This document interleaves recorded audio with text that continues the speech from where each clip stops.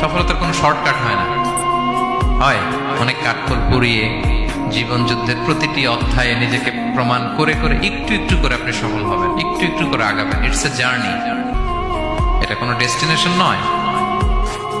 এবং সফল হওয়ার পথ পরিক্রমায় কোনো লিফট নেই, সিঁড়ি বেয়ে উপরে উঠতে হয়। কি বেয়ে? কিন্তু আমরা সফল হতে চাই কিভাবে?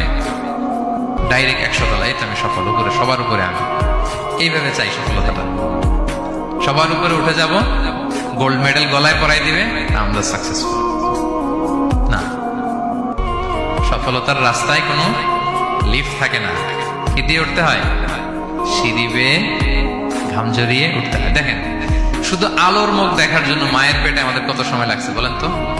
জাস্ট একটু লাইট, হ্যাঁ, 9 মাস 10 মাস সময় লাগছে শুধু একটু আলো দেখবো আমরা। একটু আলোর মুখ দেখার জন্য আমার লাগছে 9 মাস।